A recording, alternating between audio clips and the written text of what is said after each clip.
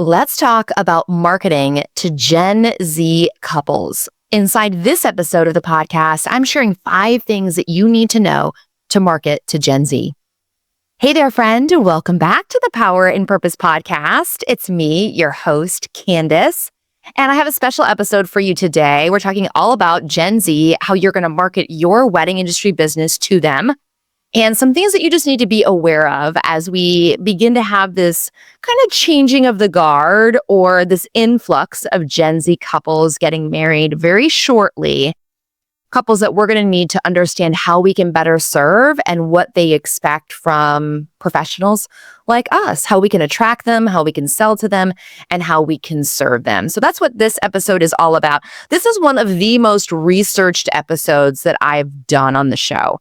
I spent a lot of time doing research around this topic because I'm not a Gen Z expert by any stretch, but I did filter through a lot of data and a lot of information to bring to you 5 things that I think you should be aware of as you market your business to Gen Z clients, and things that you need to be changing now in your business to support these couples, these customers.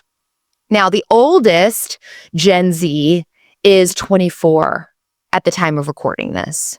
So we're getting into marrying age for Gen Z couples, Gen Z clients. We're getting into that marrying age. You've likely already served some Gen Z clients in your business and expect to serve a lot more as the years and the seasons go by. Gen Z is a lot different from millennial customers, and there are some pretty drastic differences between the two generations. Now, before I share some statistics with you and then advice on marketing to Gen Z, I want to just have a conversation about maintaining a sharp blade. And this goes for everybody who's just starting a business and you're listening to the show. Love you. And all my OGs out there who've been in business for, maybe double digits. You want to keep your blade sharp and you need to keep a connection with your customer. And there is a tendency as your business matures and as you mature, for you to rely on old ways of doing things that are familiar and comfortable to you, outdated ways of doing things, marketing, strategy, business process that further date you in your business and make you unappealing to the next generation. And I saw this firsthand when I entered the wedding industry back in 2007. I remember coming into the industry and there were lots of wedding pros, but they had been in business for a while and the industry was getting a pretty big shakeup. A lot of us were entering into the industry at the same time. A lot of new photographers, a lot of new planners, a lot of new businesses popping up. And the old guard didn't love it. They, in fact, didn't like us at all. And it was difficult to break into the industry, but what was even more difficult was watching their businesses fall to the wayside as our businesses took over, as naturally happens when new comes in, and their unwillingness to adapt to a changing society, a changing clientele, and a changing way of doing things. I remember my friend, Eric Foley, former wedding photographer. We had this conversation about this, and I'll never forget. He went to one of those photographer meetings back in the day, and he was like, it was like something out of the movie Cocoon, I walked in and it was like I was in a retirement community. It stuck out in his mind, and the joke sticks out in mine because you can visualize it, right? But it sticks out because this happens where people sort of age themselves out of an industry. I don't want that to be you, which is part of the reason why I'm bringing this topic to the show and raising awareness about it for all my professionals, no matter how long you've been in business. I don't want people looking at you like you should be in the movie Cocoon. I want you to be at the forefront. And if you run a business, you have to be at the forefront, at the cutting edge of strategy, of marketing. And of course, you need to know who your customers are. You need to know what they value, what their problems are. And those values and problems, they begin to change with this new generation. So let me share with you some statistics, okay? Beginning with Gen Z, 65% of Gen Z buyers don't want to see items sold out when shopping. Isn't that interesting? I found that interesting because selling out and that exclusivity kind of thing, That's maybe a very millennial, maybe even a very Gen X mentality that we should show things as sold out, that scarcity that people want to buy. They don't want to see items sold out shopping online. It's changing how I'm thinking about doing things in my business. 66% of teens pay attention to the product's quality when picking a brand. I find that surprising for young people, but teens are very focused on this. And so teens, Gen Z, 82% of Gen Z buy things based on what their parents and friends tell them to buy. Similarly to millennials who vet everything by committee, Gen Z also goes on the recommendation of family and friends. And what does that tell you? Wedding industry is relationship driven. You know this, I know this. That's going to be even more important as we enter into this generation. But remember, friends and family, it begins to expand when you think about the friends people have online, the people they follow, influencer marketing. You see where I'm going? 52% of Gen Z look to online advocates to help decide what to buy. 52% of Gen Zers look to experts online to tell them what they should buy. It's why Amazon favorites, Amazon must-haves. It's why there is a shopping talk on TikTok. No matter what corner of the TikTok you go to, there is somebody sharing something about what somebody should buy in some niche. 60% of Gen Z wants to use texts to stay in touch with a brand. I know a lot of my OGs don't like texting. I know, but this is what they like. And are they going to choose another business over you because of it? Because of your communication style? You bet your ass they are. We don't have to like it, but we have to acknowledge it. By 2025, 85 million US customers will be in the Gen Z age group. That's just 2 years away, less than 2 years. 85 million. Gen Z can only pay attention for 8 seconds at a time. That 8 seconds, and I feel like, hello, I'm 41. I can only pay it. Am I 41? I don't even want to talk. I don't even know how old I am in this very moment. I can only pay attention for 8 seconds. Gen Z, I believe this. What does that tell you about marketing? What does that tell you about meeting with them and connecting with them and having them plan their wedding or having them follow your processes? It tells you a lot, actually. 67% of Gen Z would rather see real people in ads. Kind of a little blow-to-wire styled shoot with big fancy models. At least that's how I'm thinking of it. 68% of Zoomers read at least 3 reviews before spending money on something for the first time. And over a third of Gen Z has never made a purchase due to an email marketing campaign. Over a third of Gen Z has never made a purchase due to an email marketing campaign. Fascinating. I wonder how that is going to change email marketing and if it will change email marketing. Email marketing is one of the oldest forms of marketing and also one of the most effective. I'm very curious to hear how that changes things. Now, I wanted to share some of these statistics that I found to sort of prep you as we go into 5 things you need to know as you market to Gen Z. The first thing that you need to know is that you should be using customer feedback and reviews as user-generated content, or UGC. Gen Z wants you to establish credibility and authority and transparency with them. And in order for you to build trust with an audience that, P.S., is very skeptical, they have been sold to and sold to and sold to since the day they were born. Many with an iPad in their hands and ads popping up on YouTube. They have been sold to since the day they were born.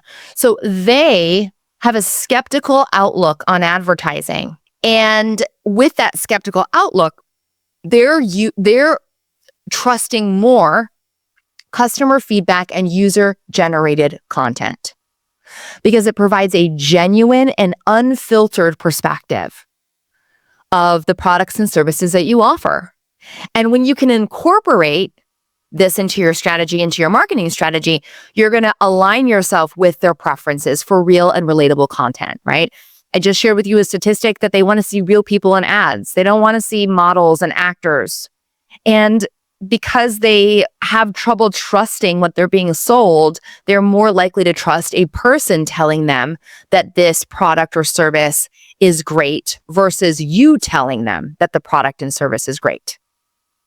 So some ideas for this, and of course, if you have products that you sell, this is much easier. But whether you're product-based or you're service-based, some ideas are video testimonials from your clients.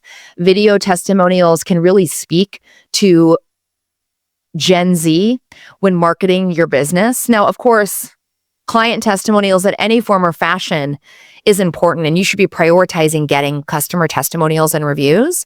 But if you can get these on video, you are going to be able to use that content to attract a more Gen Z crowd.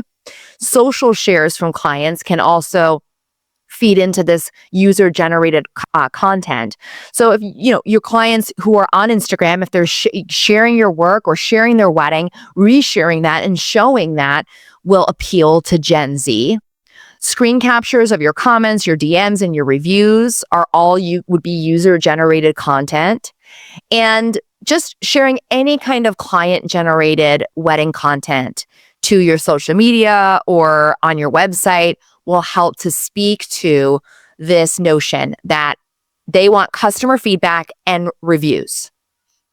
And they want to see that in your marketing. And that is actually what they gravitate towards the most. Now, I source this from Sprout Social. And if you go to today's show notes, which is blog.candicecoppola.com/EP118, you will see all of my sources for today's episode cited with links to those citations. You can continue to do more research. It's really an interesting rabbit hole, and I've gathered information from all over the internet to report to you on this episode. The first is user-generated content and reviews. The next is Gen Z loves personalization. So for all of my business owners, Gen Z will pay for personalization. They pay more attention to brands that create a personalized experience for them, or even allowing them to create a customized product. So what does this tell us in the wedding industry? Well, if you sell a product, how can they customize that product? How can you customize the experience of purchasing that product? And for all of my wedding pros who offer services, how can you give them the opportunity to take a base service and customize it to suit their liking? If we know that Gen Z loves personalization and they will pay for personalization, I mean, and this is maybe an apples to apples comparison is like putting a monogram on a shirt, but it also is personalizing their experience, their adventure with you. How can you bring this into your business? How can you offer them a more personalized experience? Because according to this article from Forbes, if you offer them a more personalized experience, they will go out of their way to do business with you. And some stats that Forbes lists are 50% pay attention to brands that offer personalization and co-creation, 52% look for brands that understand them, and 51% allow brands to create products that reflect their identity. So what does this mean for weddings? Weddings are already personal. We have that going for us, and expect them to want more personalization. So expect them to want you to move away from things that have become very formulaic. And we're not maybe willing to admit that a lot of our designs are formulaic. A lot of the color palettes we use are formulaic. A lot of the photography, your shooting, your editing, all very formulaic. You may find that Gen Z desires a more personalized approach, even to how they plan their wedding, that is less formulaic, or at least doesn't feel like it is formulaic. So expect them to challenge your processes, your packages, your pricing, and the experience, wanting that to be personalized and custom. If you can talk about personalization and customization in your marketing and how that is achieved through your services and your product, that's something interesting to them because it's what they're searching for. The third tip comes from Entrepreneur, and it's that Gen Z hates being sold to. I mentioned this, but they hate it. They hate being sold to. And funny enough, most people hate selling. So now we're in this weird cycle where the business owners hate to sell. They feel weird about selling, and they're only going to feel weirder about it because Gen Z hates being sold to. So here's how you kind of get past this according to Entrepreneur. You want to make content and marketing that quickly cuts to the chase. If we know that Gen Z hates being sold to, well, let's not do the dance per se. Let's not, skip the foreplay, so to speak, and get right to the point. Cut to the chase and explain why your product or service will provide value to them. Why do you stand out? Don't sugarcoat it. Be concise, be direct, tell them exactly why you are different. It requires a bit of confidence because I think we can hide behind the marketing strategies that might appeal to millennials or Gen X, where, there's this dance of like being sold to and selling and, sort of revealing a little bit here and then getting them on the phone and doing all this stuff. Gen Z doesn't want that. They don't like being sold to. They want answers. They want to ask questions. They want direct answers and they want information. So how do we get past this? Don't gatekeep. Don't gatekeep information about your product and service. Be very upfront and straightforward, and prioritize transparency and honesty in your marketing. Prioritize it in the tips that you give, whether it's planning tips, photography tips. Be just very transparent. Do not sugarcoat things. Do not gatekeep. And if you are selling, ask for the sale. Be very confident. Get Kanye confident about it and ask for the sale. Tell them exactly what they're going to get and don't sugarcoat it. The fourth tip is to remember that mobile is king. Mobile is king. Gen Z, they're not cracking open computers, okay? Unless they're editing their videos. And this comes from HubSpot. Gen Z loves to use video to learn about products, and they spend most of their online time on mobile phones. I know you love the desktop version of your website. I know that you almost tell people, or maybe you do, make sure you look at it on your desktop. Those days are over, okay? Mobile is king. Everything you do needs to be mobile friendly. It needs to be mobile appealing. So you not only need to leverage short form marketing in short form video marketing, but you need to mobile optimize everything. So stop obsessing about the desktop version of your website and start obsessing about the mobile version. Make sure everything you do is mobile friendly, whether it is your marketing, whether it is your sales process, or any process that exists inside your business, client facing, inward or outward facing. Deliver your pricing in a mobile way that is appealing. If your pricing needs to be like, I can't open it on my phone, I'm not looking at it, and you just lost a sale, make it easy for me to buy. Always make it easy for me to buy, but make sure you deliver your pricing in a way that is mobile friendly. And make sure that your process is also mobile focused. Your clients are going to want to communicate with you via text, via DM. I know it's not conducive, especially for wedding planners who plan wedding. You need paper trail and email, but you're going to need to find a way to strike a balance between how this generation communicates and how you're going to do business to do the job that you've been hired to do. And I just think that some of the proclamations that pros make about, I've seen rants of wedding pros going on Instagram and like ranting their heads off about, DMs and text messages and we don't do this. And it's typically a wedding pro who's been around for a long period of time. And I just shake my head because like young people, they don't care about that. And they're going to hire somebody else. And you are literally dating yourself and also putting yourself in a position where you're costing yourself business because of your unwillingness to change. Same can be said for all things mobile. As much as we love a desktop version of a website or view our pricing on your desktop, most people are looking at it on their phones. So prioritize mobile everything. And the fifth tip, and this one I found really interesting. I actually got this from Wix, but I see this manifested in practically everything, is that humor in branding matters to Gen Z. And, an entire generation's sense of humor, it can't be lumped into a category, but Gen Z, they share this distinct brand of humor. And it's sort of like, you see it all over with memes and TikToks, and just, it makes you laugh, it makes you giggle. It can take an interesting situation and find the humor or the balance in it.